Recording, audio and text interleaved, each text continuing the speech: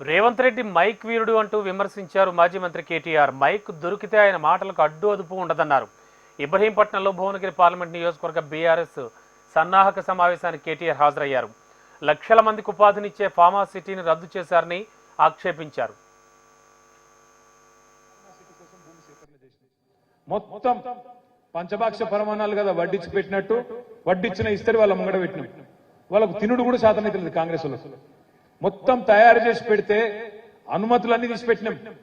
మొత్తం టెండర్లు అన్ని చేసి పెట్టినాం. వాళ్ళు చేయవలసిందే ఒకటి కంపెనీలు కూడా తయారున్నాయి తీసుకుంటేందుకు. ఆ కంపెనీలకు జాగిచ్చి అక్కడ బ్రహ్మాండంగా లక్షల మందికి కొలువులు తెచ్చే ఒక కల్పతరువు లాంటి ప్రాజెక్టు ఫార్మాసిటీ. దాన్ని కూడా కనీసం నడుపుకునే తెలివి లేని సన్నాసులు ఈ కాంగ్రెస్ నాయకులు. ఎప్పుడొస్తుంది రియల్ ఎస్టేట్? అక్కడ కంపెనీలు వస్తే, అక్కడ ఫ్యాక్టరీలు వస్తే, పనిచేసేటోళ్ళు ఉంటే, దాని పక్కకు యూనివర్సిటీలు వస్తే, దాని పక్క కాలేజీలు వస్తే దాన్ని ఆనుకొని రియల్ ఎస్టేట్ కూడా ఊపందుకుంటది.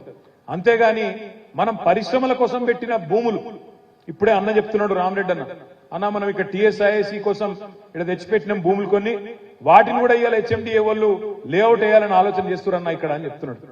ఎక్కడన్నా పరిశ్రమ వస్తే దాని పక్కకు రియల్ ఎస్టేట్ ఉప్పు వస్తుంది, కానీ కేవలం రియల్ ఎస్టేట్ అంటే దాంతో లాభం ఉండదు. ఆ అవగాహన కూడా ఇప్పుడున్న ప్రభుత్వానికి లేదు. కానీ మాటలు ఎన్ని చెప్తున్నారో ఒక్కసారి మీరు చూడండి. నేను ఉత్తగానే అంటలేను రేవంత్ రెడ్డి గారిని మైకు వీరుడు అని.